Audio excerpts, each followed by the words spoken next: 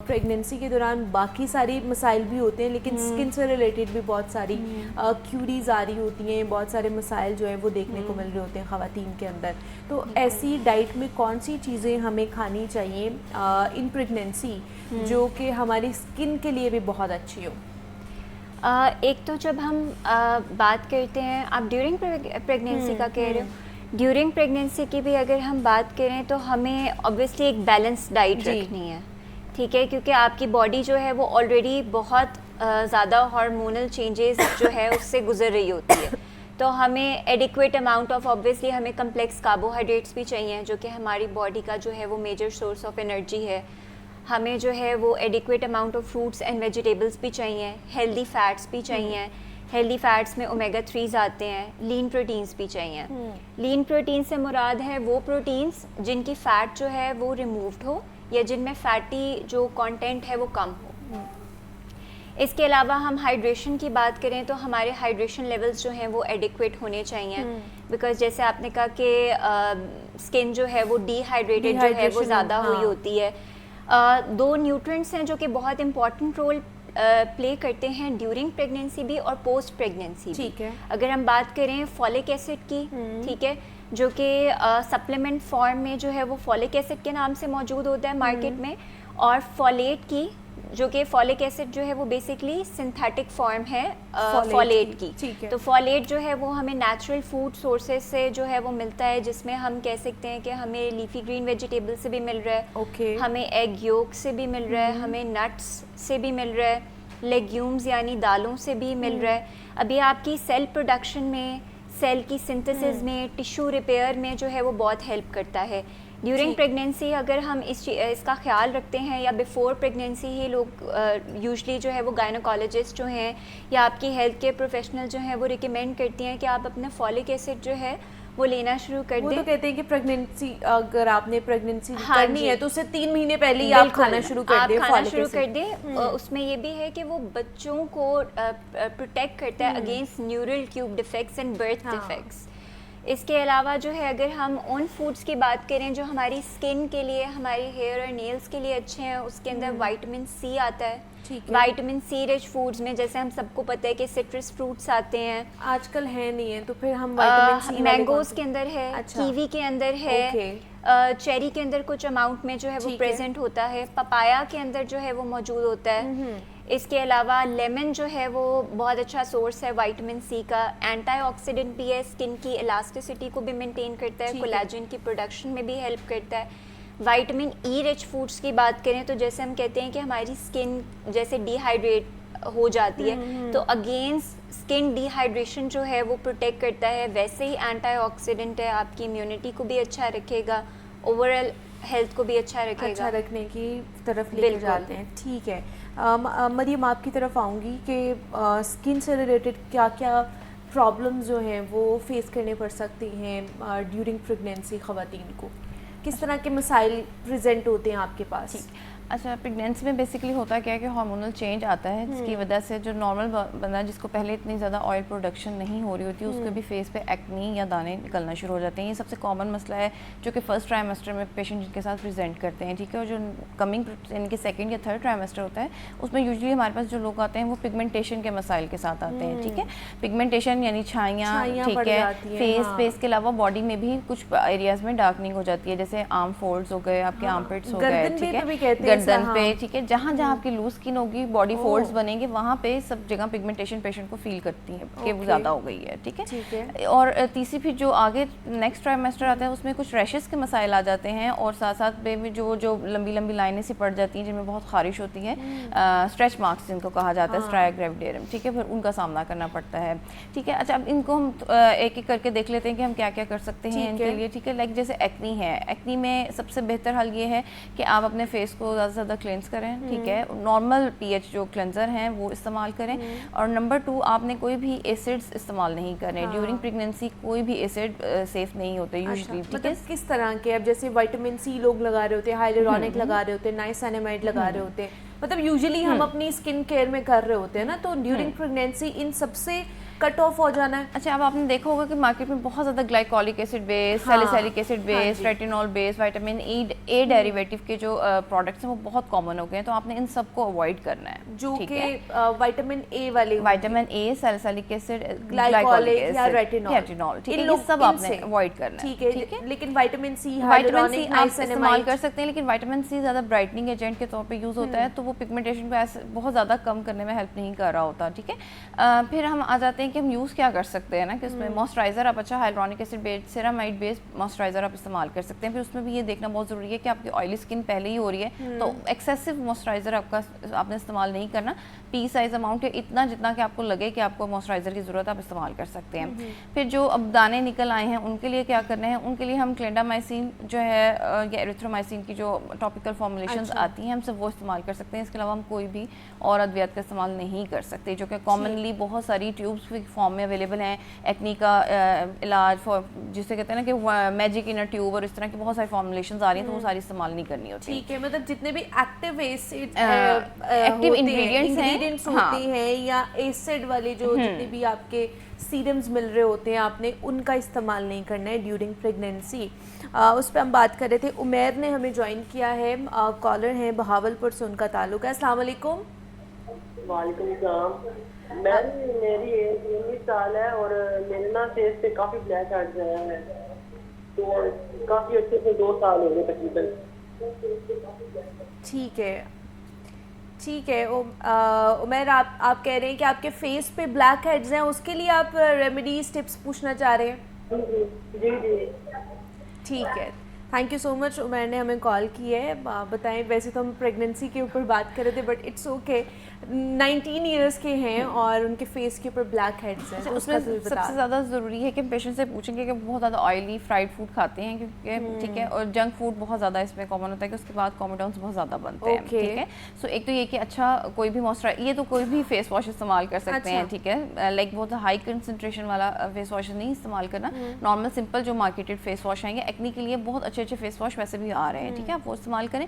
Plus जो कॉमेडॉन बन गए हैं उनका 2 तरीक़ेकार हैं उनको निकालने के। या तो होती है कि हम कॉमेडॉन एक्सट्रैक्शन करते हैं, ये इन क्लिनिक प्रोसीजर होता है, और पेशेंट को बुलाते हैं, उसका फेस को नम करते हैं और उसको कॉमेडॉन को एक्सट्रैक्ट कर दिया जाता है। और अगर उसको रेगुलर एक्नी नहीं होती, लाइक यानी कि हर हफ्ते वाले दाने नहीं निकल रहे होते, तो वो ख़त्म हो जाती है। ठीक है, और फिर डाइट पैटर्न चेंज करने से वो और बेहतरी आ जाती है उसके अंदर, और अच्छी क्लेंजिंग से, अच्छे मॉइस्चराइजर से। ठीक है, और अगर इससे नहीं जाती तो फिर हाइड्रा फेशियल भी एक बहुत अच्छा और ब्लैक हेड्स के लिए यूजुअली हमारा कॉन्सेप्ट है कि हम लोग अच्छे से स्क्रबिंग करेंगे अपने फेस की या उन एरियाज की, तो वो ब्लैक हेड्स निकल जाएंगे। नहीं, फिजिकल स्क्रबिंग बिल्कुल भी हम स्किन पे अलाउ नहीं करते। उसकी वजह से क्या होता है, बेसिकली और बैरियर रप्चर हो जाता है, और फिर नए जो ब्लैक हेड्स हैं वो तो और बनना शुरू हो जाते हैं। आपने देखा अक्सर लोग कहते हैं कि हमने ये स्ट्रिप्स लगाना शुरू किया तो हमें इसकी फ्रीक्वेंसी बढ़ गई है, ये हमें ज़्यादा निकलते हैं, तो इसीलिए होता है। तो इसलिए फिजिकल स्क्रबिंग नहीं अलाउड। हाँ, केमिकल स्क्रबिंग है, जिसमें लाइक वही वाले कि अच्छे एसिड फेस वॉश आ जाते हैं, फोमिंग फेस वॉशेज हैं, वो अवेलेबल हैं, और उनसे आप फेस वॉश कर सकते हैं। तो आप देखते हैं कि आहिस्ता आहिस्ता स्किन एक्सफोलिएट होती है डेली बेसिस पे, थोड़ी थोड़ी, और वो फिर आपकी स्किन साफ हो जाती है। मतलब कि आप अच्छे तरीके से अपना फेस वॉश जो है ना वो अच्छा वाला ले लें और अच्छे से क्लेंजिंग करें, तो क्योंकि ये डर्ट बहुत ज़्यादा आपके स्किन में होती है ना, उसकी वजह से ब्लैक हेड्स होना शुरू हो जाते हैं। तो अच्छे तरीके से आप अपनी स्किन को साफ़ करें, आपकी प्रॉब्लम हल हो जाएगी। मरीम की तरफ मैं दोबारा आऊँगी, मानूर की तरफ चलते हैं। मानूर, बहुत सारी कॉम्प्लिकेशंस हो जाती है, जिस तरह बात अब आयरन की डेफिशिएंसी की वजह से भी, जिस तरह डॉक्टर साहब बता रही थी कि छाइयाँ पड़ना शुरू हो जाती हैं फर्स्ट ट्राइमेस्टर में, सेकंड ट्राइमेस्टर में भी। तो आयरन की डेफिशिएंसी किस तरह पूरी की जा सकती है? थ्रू फूड्स, क्योंकि आयरन डेफिशिएंट भी होते हैं तो आपकी स्किन बहुत पेल होना शुरू हो जाती है, डिहाइड्रेटेड भी लग रही होती है, और मतलब फ्रेशनेस नहीं रहती है ना आपके स्किन के अंदर, फेस के ऊपर। तो उसके हवाले से बताइए हमें। अच्छा, एक तो ये कि जैसे अगर हम कहें कि एक सुपर जो फूड है for mothers, for new mothers या फॉर प्रेग्नेंट वुमेन, वो ऑब्वियसली वो फॉलेट रिच फूड्स हैं, वो आयरन रिच फूड्स हैं। आयरन रिच फूड्स भी इसलिए क्योंकि ऑब्वियसली आपकी वो एनर्जी में भी बहुत अच्छा रोल प्ले करते हैं। अक्सर कुछ लोग जो हैं आके ये भी कहते हैं कि जी हमें थकावट बहुत ज़्यादा महसूस हो रही है, या वही जो फिज़िकल अपीयरेंस में आपकी पेलनेस जो है वो बहुत ज़्यादा आपको फील होती है कि अच्छा मेरी स्किन पेल है, डलनेस है।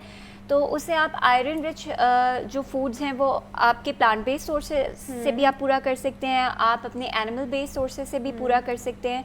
प्लांट बेस्ड सोर्सेज की तरफ जाएं तो आप जो हैं दालें जो हैं, बीन्स जो हो गए, डेट्स हो गई, बीटरूट जो है, ये बहुत अच्छा सोर्स है आयरन का। ओके। अगर हम एनिमल बेस्ड सोर्सेज पे जाएं तो एनिमल बेस्ड सोर्सेज में ऑब्वियसली रेड मीट जो है उससे आपको आयरन जो है रेड मीट में मटन हो गया, बीफ हो गया, बहुत अच्छी अमाउंट में जो है वो मिलता है। और अगर आप आयरन बेस्ड सोर्स के साथ विटामिन सी का इस्तेमाल करें तो विटामिन सी आयरन की एब्जॉर्प्शन में मज़ीद हेल्प करता है। सो अगर आप पेयर कर रहे हैं किसी विटामिन सी रिच फूड को आयरन रिच फूड के साथ तो आयरन की एब्जॉर्प्शन जो है वो बॉडी में बेहतर होगी, स्पेशली उनके लिए जिनको आयरन की कमी रहती है। ठीक है, कि उनके लिए बड़ा इम्पॉर्टेंट है कि वो इस तरह की चीज़ें खाएं। तो मरियम, चाइयों के लिए फिर एक तो चले डाइट तो हमने साथ साथ ठीक करनी ही है, लेकिन मैंने भी बहुत सी ऐसी ख़वातीन को देखा जिनके बहुत ज़्यादा डार्क होना शुरू हो जाती हैं चाइयाँ ना, जिस तरह आपने बताया भी है कि आर्मपिट्स के अंदर या फिर गर्दन के अंदर भी, फेस पर भी आ जाती हैं। तो उसके लिए क्या प्रोसीजर्स हो सकती हैं, उसके लिए क्या ख़वातीन यूज़ कर सकती हैं? इसमें सबसे पहले इम्पॉर्टेंट जो हमारे पास यूजुअली पेशेंट आते हैं और हम उन्हें देखते हैं, जब भी हम उनका एचबी करवाते हैं तो वो बहुत कम होता लो है, होता ठीक है। है। और इसके अलावा वो दूसरी, जैसे डॉक्टर मानूर ने बताया कि जो है थकावट, जो फटीग की कंप्लेन करते हैं और थकी थकी डलनेस की, ठीक है, तो उसमें आयरन बहुत इंपॉर्टेंट रोल प्ले करते हैं। हम सबसे पहले फिर पेशेंट का आयरन सीरम फेरेटिन भी करवाते हैं, ठीक है, और उसके बाद मैं उनको आयरन के टैबलेट्स एडवाइस करती हूँ कि आयरन के कैप्सूल या टैबलेट्स या सीरप फॉर्म जो भी टॉलरेट कर सकती हैं वो लें, ठीक है। उससे patient with in a month बहुत इंप्रूव कर जाता है, पिगमेंटेशन बहुत कम होना शुरू हो जाती है, ठीक है। और फिर हम उनको स्किन केयर एडवाइस करते हैं कि उसके साथ आपने सन ब्लॉक ज़रूर इस्तेमाल करना है। Mineral based, powder based sun block अब बहुत ज़्यादा आ रहे हैं, अवेलेबल हैं हमारे पास भी। तो आप एक अच्छा सन ब्लॉक जो है फिजिकल बैरियर वाला, विच अगर आप बहुत ज़्यादा महंगा नहीं अफोर्ड करते तो सिंपल जिंक ऑक्साइड पेस्ट भी आप किसी भी जो फार्मेसी है जहाँ से दवाइयाँ बनती हैं वहाँ से आप बनवा सकते हैं, और वो वाला आप सन ब्लॉक इस्तेमाल करें ताकि आपकी फिजिकल प्रोटेक्शन भी हो साथ साथ केमिकल प्रोटेक्शन के। और आयरन जैसे जैसे बॉडी का बेहतर होता है तो पिगमेंटेशन की आपको जो है वो कम दिखाना शुरू हो जाता है, ठीक है। इसके अलावा हम और क्या कर सकते हैं?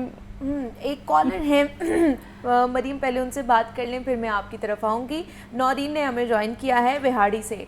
अस्सलाम वालेकुम। जी वालेकुम सलाम, कैसी हैं मैम आप? मैं ठीक हूँ नौरीन, आप कैसी हैं? जी शुक्र है, ठीक हूँ। क्या सवाल करना चाहेंगी?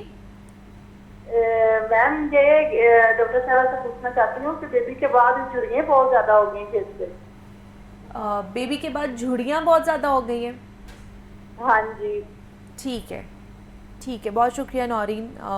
बेबी के बाद झुर्रियाँ बहुत ज़्यादा हो गई हैं, उसके लिए क्या कर सकते हैं? ये होता है कि जब प्रेगनेंसी में आज पहले ये होता था कि वुमेन्स बहुत ज़्यादा वेट गेन कर लेती थी, और फिर जब बेबी के बाद जो होता था एकदम से वेट लॉस भी नहीं होता, उसके बाद क्या होता है कि स्किन सैग या लटकना या झुर्रियाँ जिसे कहना, ठीक है, ये वाले मसाइल शुरू हो जाते हैं। इसमें फिर सबसे इंपॉर्टेंट क्या जाता है कि आफ्टर डिलीवरी जो है ख़वातीन अपना ख्याल रखना छोड़ देती हैं, ठीक है, उसमें भी सप्लीमेंट्स बहुत ज़रूरी होते हैं, ठीक है, कि आप जो 3 मंथ्स हैं 3 to 6 मंथ्स सप्लीमेंट्स लें, बिकॉज आपकी हार्मोनल चेंजेस रिवर्स हो रही होती हैं, तो हेयर फॉल और साथ साथ ये झुर्रियाँ, रिंकलिंग और डार्क, मतलब ये सारी चीज़ें फिर दोबारा से पेशेंट को फील होना शुरू हो जाती हैं, क्योंकि प्रेगनेंसी के दौरान क्या होता है कि ब्लड फ्लो ज़्यादा होता है तो वो ऐसे लगता है प्रेगनेंसी ग्लो और आपको शाइनी शाइनी फेस लगता है, ठीक है। वो जब खत्म होता है तो ऐसा लगता है एकदम बहुत ज़्यादा ही डलनेस आ गई है, ठीक है। तो उसके लिए क्या जरूरी, इसके लिए ज़रूरी है कि हम अच्छे मल्टीविटामिन, जिसमें आपका जिंक भी हो, आपका जो है आयरन हो, ठीक है, ये सब सारे जो मल्टीविटामिन है वो हमने साथ लेने हैं। और इसके अलावा हम क्या लेंगे कि जो कोलेजन सप्लीमेंट्स आ रहे हैं उनका भी हम इस्तेमाल कर सकते हैं, और उनसे भी स्किन जो है वो बहुत बेहतर होना शुरू हो जाती है। जब 2 से 3 महीने इस्तेमाल करते हैं तो स्किन थोड़ी टाइट और थिकन होना शुरू हो जाती है। ये आप एट होम कर सकते हैं, और अच्छी स्किन केयर रूटीन फिर आप मतलब आफ्टर बर्थ तो वो फिर एसिड्स और ये वाली चीजें हाँ, वो सब चीजें भी इस्तेमाल कर सकते हैं, लेकिन अगर इवन दो कि अगर ब्रेस्ट फीडिंग पे हैं फिर भी नहीं करना है। हाँ, ये सबसे इम्पोर्टेंट आ जाता है, इसलिए हम रेकमेंड नहीं करते, बिकॉज लोग ये बात सुनते नहीं है कि ब्रेस्ट फीडिंग में भी मना होता है। एग्जैक्टली, कि आपने ड्यूरिंग प्रेगनेंसी भी नहीं करना, और जब आप ब्रेस्ट फीडिंग पे आपने तब भी कोई भी एक्टिव इंग्रेडिएंट नहीं लगाना है, ये हार्मफुल हो सकता है आपके लिए भी और इवन दो के बेबी के लिए भी। तो दूसरा ये भी हमें बताइए कि जिस तरह पहले हम बात कर रहे थे कि एक तो आपने स्किन केयर का करना है उसके लिए, छाइयों के लिए, इसके अलावा फिर क्या ट्रीटमेंट्स भी ले सकते हैं ड्यूरिंग प्रेगनेंसी डॉक्टर से आके? बिल्कुल आप ले सकते हैं, और आपका डॉक्टर जो होता है वो आपकी स्किन को देखते हुए, आपकी हिस्ट्री को देखते हुए आपको एक कस्टमाइज प्लान बना कर देता है, ठीक है। जैसे अगर मेरे पास पेशेंट आता है तो मैं उनको फिजिकल प्रोटेक्शन जैसे एक सनब्लॉक कोई सा भी जो उनकी अफोर्डेबिलिटी की रेंज में आता है, प्लस कुछ मल्टीविटामिन जो कि सूटेबल होते हैं during pregnancy and after pregnancy भी, और इसके साथ हम एक स्किन केयर उनको एडवाइस करते हैं। लाइक ड्यूरिंग प्रेगनेंसी आप एक सेफ स्किन केयर में आपको बता देती हूँ कि आप हाइलुरोनिक एसिड बेस्ड सीरम्स सुबह शाम किसी भी टाइम अप्लाई कर सकते हैं, ठीक है। और वो स्किन को थोड़ा मॉइस्ट भी रखते हैं। झुर्रियाँ, जैसे इन्होंने बताया कि एंटी एजिंग, हाइलुरोनिक एसिड बहुत अच्छा एंटी एजिंग एजेंट होता है और बहुत सेफ होता है। आप ड्यूरिंग प्रेगनेंसी, आफ्टर प्रेगनेंसी इसको आराम से बगैर किसी परेशानी के इस्तेमाल कर सकते हैं, ठीक है। तो आप एट होम हाइलुरोनिक एसिड का सीरम 2 से 3 दफ़ा डे में, नाइट में अप्लाई करें तो आप देखेंगे कि स्किन मॉइस्ट हो जाएगी। फिर इसके अलावा और आप क्या लगा सकते हैं, विटामिन सी सेफली आप इस्तेमाल कर सकते हैं during pregnancy and after pregnancy भी, ठीक है। एजेलिक एसिड बेस्ड सीरम्स भी आप इस्तेमाल कर सकते हैं या क्रीम्स, लेकिन इसको हफ्ते में 2 से 3 दफ़ा से ज़्यादा इस्तेमाल नहीं करना चाहिए, बिकॉज इससे भी स्किन बैरियर डिस्टर्ब हो जाता है, ठीक है। और वो और फिर और क्या हम इस्तेमाल कर सकते हैं इसके अलावा, आप जो मॉइस्चराइज़र या स्किन बैरियर को जो रिपेयर करते हैं वो वाली सारे प्रोडक्ट्स इस्तेमाल कर सकती हैं, ठीक है। मानूर, एंटी एजिंग के हवाले से भी कोई ऐसी डाइट होनी चाहिए, डाइट प्लान होना चाहिए जो कि हम कर सकते हैं, क्योंकि जिस तरह डॉक्टर साहिबा ने कहा है कि आफ्टर प्रेगनेंसी झुर्रियाँ भी पड़ जाती हैं लोगों को, क्योंकि वेट आपने गेन किया होता है और बाद में फिर आप जब लूज़ करने शुरू होते हैं तो सैगी हो जाती है स्किन। एंटी एजिंग की तरफ भी आप जा रहे होते हैं, एजिंग की तरफ भी हम जा रहे होते हैं, तो उसके लिए कोई किस तरह के फूड्स हैं या सुपर फूड्स हैं जो हम ले सकते हैं? अच्छा, इसमें एक तो हम कहते हैं कि आप एंटीऑक्सीडेंट रिच और एंटी इन्फ्लेमेटरी रिच फूड्स का आप इस्तेमाल करें। ओमेगा 3 जो हैं वो एंटी इन्फ्लेमेटरी भी हैं और बेबी के लिए भी बहुत इम्पॉर्टेंट होते हैं। अगर आप पोस्ट प्रेगनेंसी की भी अगर हम बात करें तो हम रिकमेंड करते हैं कि ओमेगा 3 रिच फूड्स का इस्तेमाल करें। अब उसमें ये होता है कि एक आता है कि हमें मर्करी का ख्याल रखना होता है जो कि सी फूड में होता है, ख़ास तौर पे कुछ फ़िश के अंदर।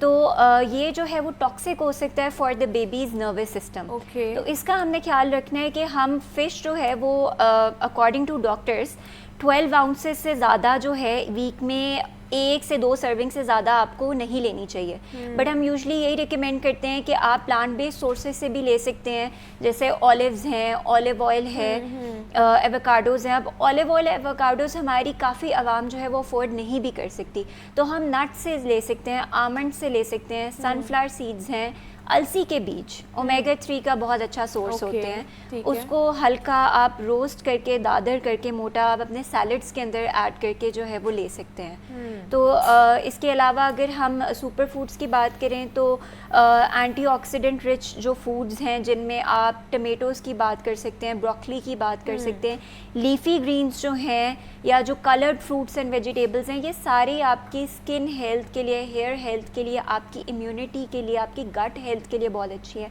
गट हेल्थ अच्छी होगी, इम्यूनिटी अच्छी होगी, इम्यूनिटी अच्छी होगी तो ज़ाहिर है आप लेस प्रोन होगे टूवर्ड्स डिजीज़ेज़ और बाकी जितनी भी बीमारियां वगैरह हैं। अच्छा, आजकल गर्मी बहुत ज़्यादा है, तो गर्मी से रिलेटेड फिर हमें कुछ ऐसी चीज़ें बताएं ख़ासतौर पर जो प्रेग्नेंट ख़वातीन खा सकती हैं, और ख़ासतौर पर सॉलिड इतना नहीं खाया जा रहा होता गर्मी में। जब ज़्यादा गर्मी पड़ती है तो ज़्यादा होता है कि लिक्विड या मशरूबात का इस्तेमाल करें, जूसेस का इस्तेमाल करें।